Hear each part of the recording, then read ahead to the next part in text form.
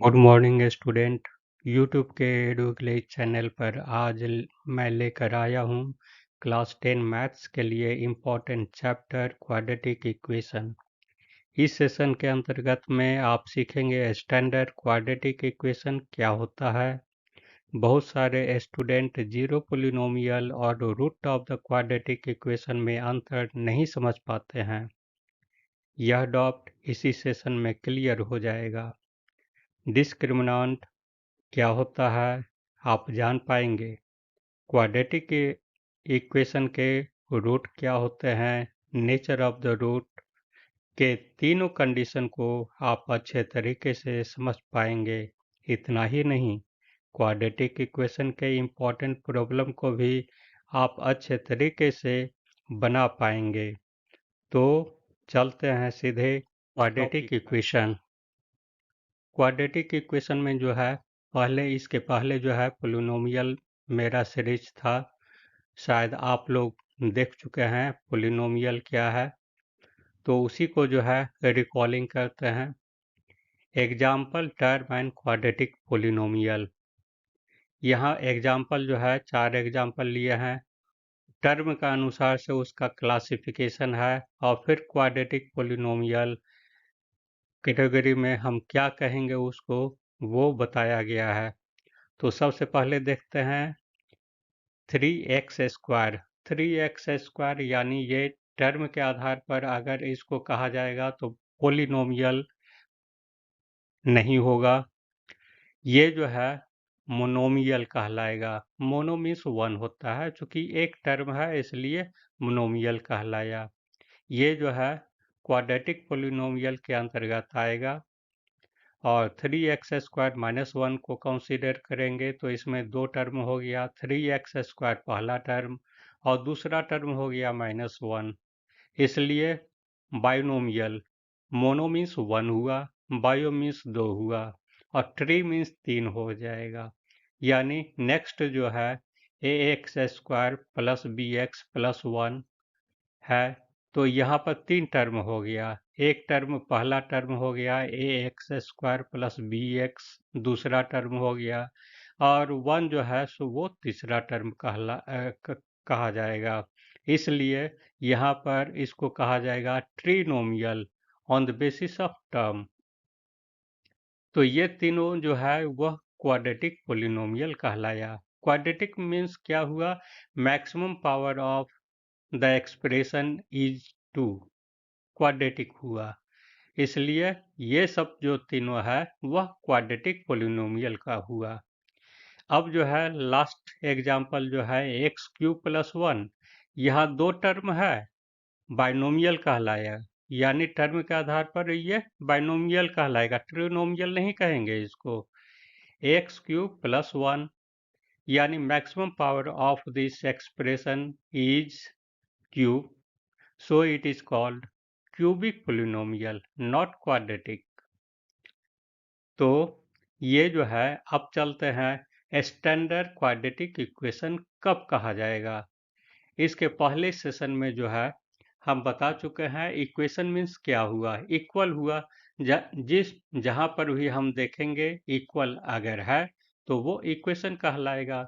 यानी a standard quadratic equation का ये हुआ एक्सप्रेशन ax² + bx + c = 0, जहाँ ax² का कोफिशिएंट है, b हमारा x का कोफिशिएंट हो गया और c जो है सो वो कांस्टेंट टर्म हुआ। अब अधिकांश स्टूडेंट को ये कंफ्यूजन होता है कि जीरो ऑफ द पोलिनोमियल और root of the quadratic equation में हमारा क्या डिफरेंसेस है। तो डिफरेंसेस यहाँ कोई खास नहीं है, केवल इक्वल टू का है। ये इक्वेशन हुआ, वो इक्वेशन नहीं है। जब इक्वेशन नहीं रहेगा तो जीरो ऑफ द पोलिनोमियल कहेंगे, जब इक्वेशन रह गया तो root of the quadratic equation कहा जाएगा। यानी ax² + bx + c zero of the polynomial यहाँ हुआ और ax² + bx + c = 0, ये root of the quadratic equation. अब जो है ये क्वाड्रेटिक इक्वेशन के जो है सो अल्फा बीटा अगर दो रूट है तो वो अल्फा बीटा का वैल्यू हम कैसे निकालेंगे। तो स्टैंडर्ड इक्वेशन तो अब हम समझ गए हैं, और तो उसी के आधार पर जो है सो दोनों रूट का इवैल्यूएट करेंगे, अल्फा का वैल्यू क्या होगा और बीटा का वैल्यू क्या होगा। Alpha equal to -b plus √/b² - 4ac, और बीटा का y2a हो गया, और बीटा का वैल्यू हमारा हो जाएगा -b -√/b²-4ac/2a। यानी यहाँ पर जो है ये b² - 4ac, और इस जगह पर भी है b² - 4ac, इसको जो है सो डिस्क्रिमिनांट कहा जाएगा। यानी ये जो है सो डिस्क्रिमिनांट इक्वल टू क्या हो जाएगा, b² - 4ac। यानी इसको जो है सो रिप्रेजेंट करते हैं हम डी के फॉर्म में। तो केस 1 में हम यहाँ पर एक टेबल ले रहे हैं। नेचर ऑफ द रूट थोड़ा जान जाएंगे कि हमारा जब कब डिस्क्रिमिनांट 0 के इक्वल होगा, या 0 से कम होगा, या 0 से ज़्यादा होगा। तो नेचर ऑफ द रूट क्या होगा। केस नंबर 1 में है हमारा d इज ग्रेटर देन 0। जब 0 से हमारा ग्रेटर रहेगा तो हमारा नेचर ऑफ द रूट होगा रियल एंड अनइक्वल। उस समय रूट का वैल्यू हो जाएगा हमारा -b ±√/d/2a। Case number 2, d equal to 0, यानी डिस्क्रिमिनांट हमारा जो है वह 0 के बराबर रहेगा, तो हमारा हो जाएगा रियल एंड इक्वल, यानी इसका दोनों रूट का वैल्यू जो है वह सेम होगा -b/2a। और थर्ड है d is less than 0। It means जब 0 से कम रहेगा तो वो नो रियल रहेगा, और ये इसका कोई रूट नहीं होगा। नो रियल यानी इसका कंसीडर अभी हम इस क्लास में नहीं करेंगे, हायर क्लास में इसको इमेजिनरी के फॉर्म में हम जानेंगे। क्वेश्चन नंबर 1 है, solve 4√3x² plus 5x minus 2√3 equal to 0। ये जो है इस क्वाड्रेटिक इक्वेशन का जो है वैल्यू निकालना है, x का कितने रूट हुए। यानी यहाँ पर क्या दिया हुआ है, इसको जो है इस क्वाड्रेटिक इक्वेशन को हम ये हमारा स्टैंडर्ड क्वाड्रेटिक इक्वेशन हो गया ax² plus bx plus c equal to 0। तो यहाँ पर हम इसको फैक्टराइज करके हम इवेल्युएट कर देंगे।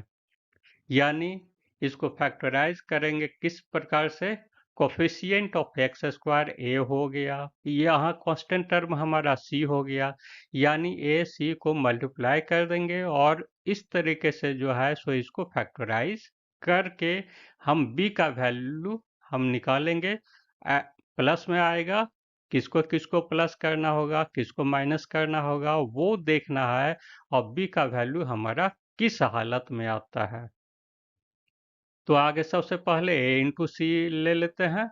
तो a का वैल्यू हो गया 4√3 इंटू यहाँ कांस्टेंट टर्म हो गया -2√3 इक्वल टू हमारा क्या हो जाएगा, 4 2 8 हो गया, -8 हो गया, और √9 यानी 3 हो जाएगा, 8 3 24 -24 हो गया।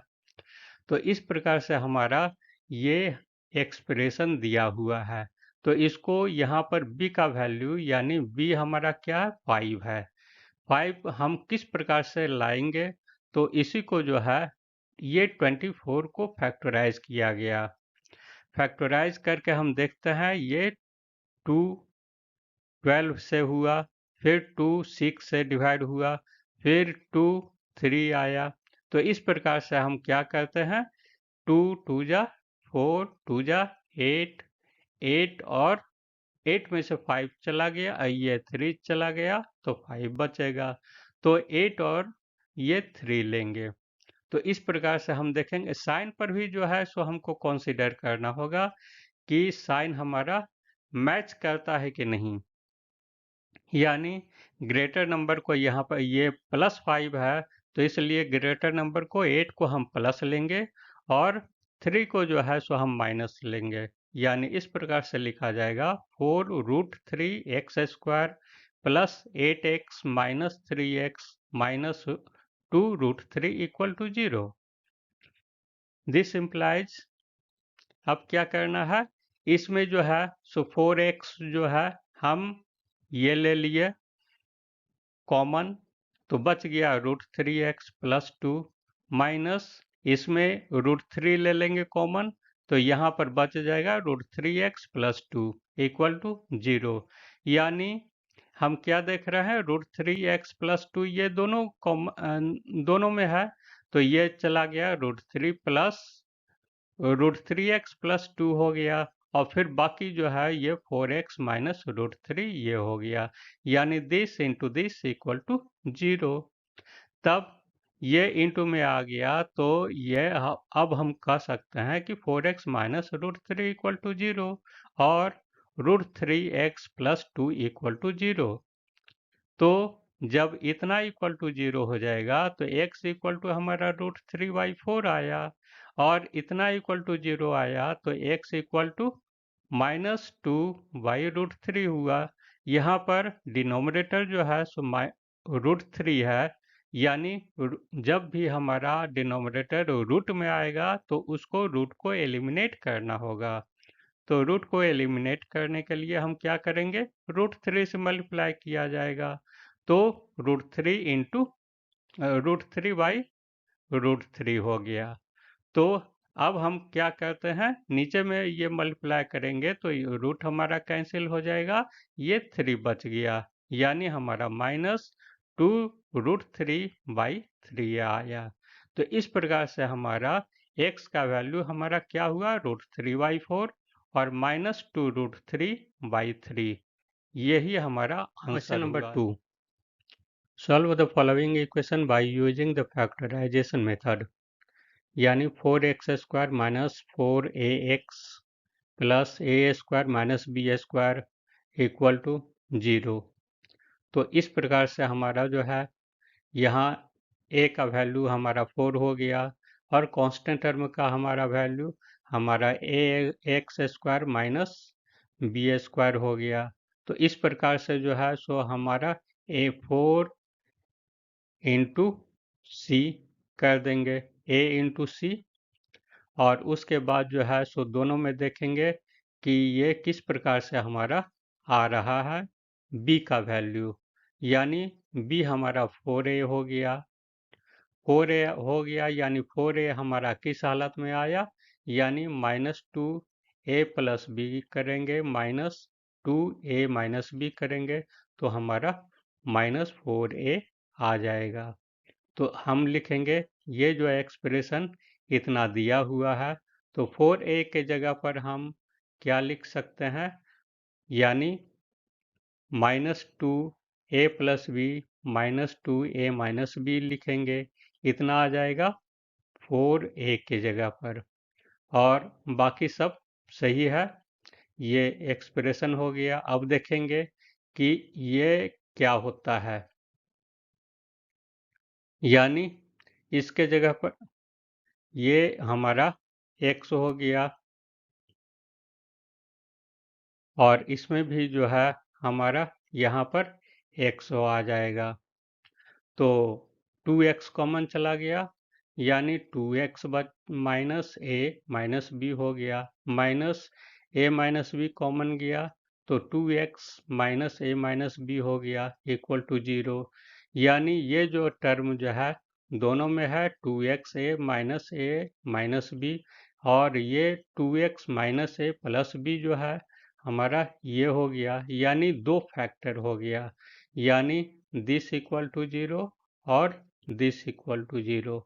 तो इससे जो पहला से जो है हमारा x का वैल्यू क्या होगा, x का वैल्यू ये दोनों a और b को उधर करेंगे a प्लस b हो जाएगा, ये 2x यानी इंटू में है तो इधर डिवाइड हो जाएगा, यानी x इक्वल टू हमारा a प्लस बी बाई 2 आया।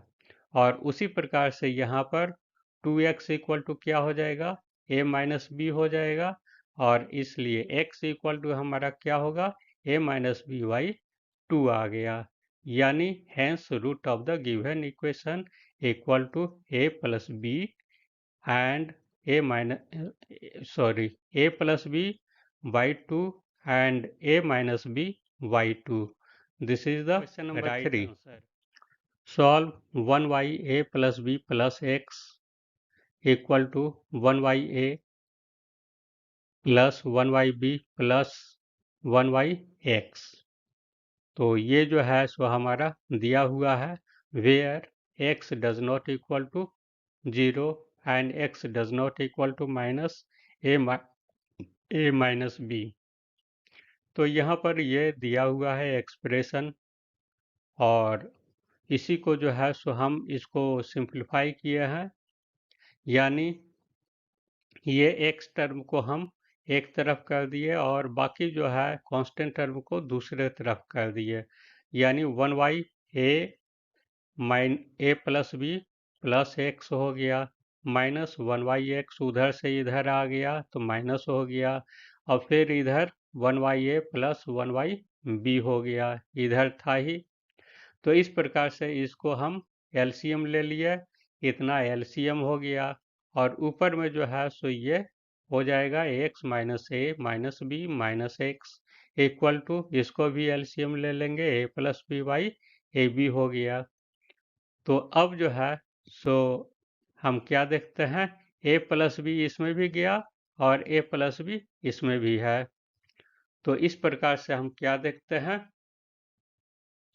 कि ये जो है -1 हो गया और ये 1 हो गया, यानी 1y(x) कॉमन चला, x into a plus B plus X हो गया इक्वल टू 1y(ab) हो गया, यानी this implies ax plus bx plus X square equal to minus ab, यानी इसको क्रॉस मल्टीप्लिकेशन कर दिए हैं, और इसको जो है सो हम xa plus X square plus bx plus ab equal to 0, तो हमारा क्या हो जाएगा, कॉमन चला जाएगा x, यानी बचेगा हमारा x प्लस a, और इसमें b कॉमन जाएगा तो x प्लस a हो गया इक्वल टू 0, यानी x plus a into X plus B equal to 0। यानी इस प्रकार से हम क्या देखते हैं, x plus a equal to 0 होगा या x plus B equal to 0 होगा, यानी x plus a equal to 0 होगा तो x equal to minus a हो गया, और x plus B equal to 0 होगा तो x equal to minus B होगा, यानी इसका रूट जो है सो 2 रूट आया, -a और -b। तो यही हमारा इसका question number 4। Solve 4 to the power x प्लस 1 plus 4 to the power 1 minus x equal to 10। तो यहाँ पर जो है सो 4 है और 10 है, यानी इसको जो है सो हम बेस एक नंबर के बेस में ला देंगे, सेम नंबर का अगर बेस होगा तो हमारा ठीक रहेगा। तो टारगेट हमारा यही है, चूँकि हम जान रहे हैं x to the power m plus n रहेगा, तो x m हो जाएगा इंटू x n होगा, यानी इसको जो है सो इसको ब्रेकअप कर दिया है इस फॉर्मूला पर। तो ब्रेकअप करने पर क्या हो जाएगा, x 4 to the power x into 4 हो गया। अब फिर यहाँ पर इसको ब्रेकअप किया है तो हमारा ये हो गया इक्वल टू 10 है। तो अब यहाँ पर हम क्या देख रहे हैं, इसको जो है सो माइनस है, चूंकि माइनस है तो क्या हो जाएगा, वो नीचे चला जाएगा तो वो प्लस हो जाएगा, यानी ये जो है सो 1/4 टू द पावर x हो गया, यानी 4 to the power x equal to y हम मान लेते हैं, तो हमारा इक्वेशन हमारा क्या होगा, 4y plus 4yy equal to 10। यानी इसको सिंप्लीफाई करेंगे, टू कॉमन जाएगा तो हमारा क्या हो जाएगा, 2y plus 2y equal to 2 × 5 और यहाँ पर 2 कैंसिल तो बच गया हमारा क्या, 2y² plus 2 minus 5y equal to 0। 5 को जो है सो हम इधर ला दिए हैं। तो अब जो है सो इसी को सिंप्लीफाई कर देंगे, यानी 2y² minus 5y plus two equal to 0 हो गया। अब b का वैल्यू जो है क्या करेंगे, b का यानी 5 है तो 5 को हम करेंगे 4 + 1 5 आ जाएगा, यानी इसको जो है सो 5y को हम इस तरीके से ला दिए। तो हम क्या देखते हैं, कॉमन चला जाएगा, 2y बचेगा हमारा y-2 -1 कॉमन लेंगे तो y-2 होगा, यानी फिर हमारा क्या हो जाएगा, y-2 हो गया और 2y-1 हो गया इक्वल टू 0। जब ये y-2 होगा तो हमारा क्या हो जाएगा, y इक्वल टू 2 हो गया और 2y-1 आएगा तो y इक्वल टू 1/2 हो गया, यानी अब जो है सो y का वैल्यू पुटअप कर देंगे, यानी 4x हम माने थे, 4 टू द पावर x, यानी 4 to the power x equal to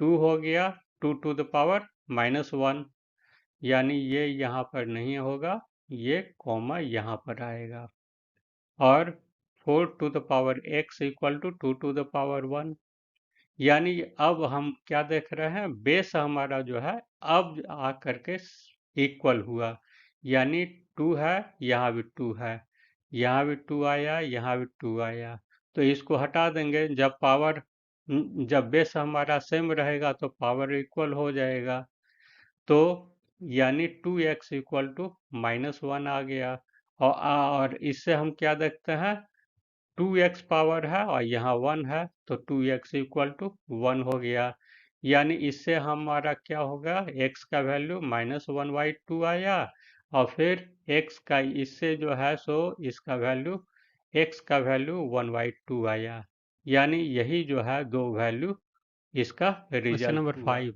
solve 1/x + 3 + 1/2x-1 equal to 11/7x + 9 where x does not equal to -3 1/2 और -9/7, इतना कंडीशन है दिया हुआ।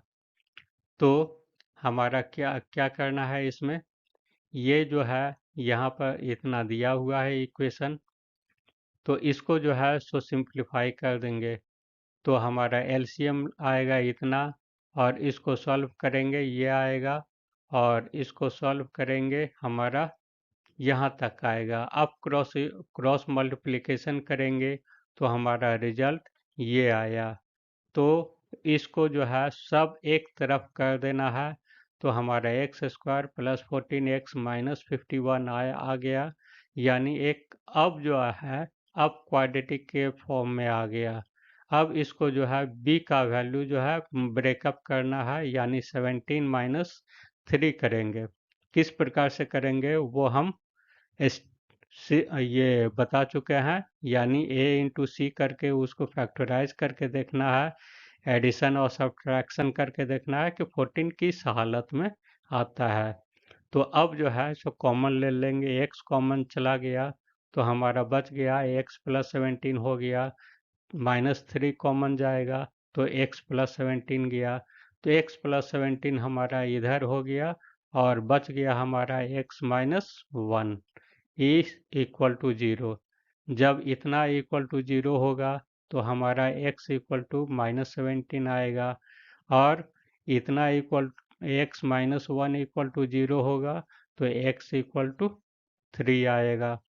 तो इस प्रकार से हमारा root of the given equation equal to -17 हो गया और 3 हुआ, यही हमारा लास्ट क्वेश्चन है 6। Solve the equation ax² - 3ab + 2b square equal to 0 by the method of completing the square। यहाँ इक्वेशन दिया हुआ है और वही वैल्यू जो है सो हमको निकालना है। तो यहाँ लिखना है given this equal to this. तो यहाँ पर जो है हम क्या करेंगे, एक a x square plus minus 3ab x minus 2b square, यानी अब जो है सो हम इसको जो है इसमें क्या किए हैं, इतना टर्म को जो है सो दोनों तरफ LHS और RHS में ऐड कर देना है। तो हमारा क्या हो जाएगा, a square minus 2ab plus b square के फॉर्म में ये ब्रेकअप हो जाएगा। तब वही काम किया गया है और ये हमारा हो गया a square minus b square to a minus b to the whole square, और इसको भी स्क्वायर के फॉर्म में लिख दिया। तब जो है दोनों तरफ स्क्वायर है, स्क्वायर स्क्वायर कैंसिल हो जाएगा, तो बच जाएगा हमारा ए एक्स माइनस 3by2 और प्लस माइनस by2 हो गया। तब हमारा क्या हो जाएगा, दो कंडीशन है, एक बार प्लस लेंगे और दूसरा बार में माइनस लेंगे, यानी a x minus 3/2 equal to by2 हो गया। और अगली बार जो है सो इसको हम माइनस लेंगे, यानी ए एक्स माइनस 3by2 हो गया, तो इतना इक्वल टू माइनस by2 आ गया। तो अब इस केस में इतना इक्वल टू इतना है, तो हमारा ए एक्स इक्वल टू बी हो गया, यानी x इक्वल टू हमारा क्या हो जाएगा, 2b/a आ गया। अगर ए एक्स इक्वल टू बी आ गया तो x इक्वल टू हमारा क्या हो जाएगा, b/a हो गया, यानी यही जो है रूट ऑफ द इक्वेशन हमारा दोनों हुआ। तो यही हमारा आंसर है। तो thanks for watching the video, subscribe and like it and share the video to your friends. Have a nice day.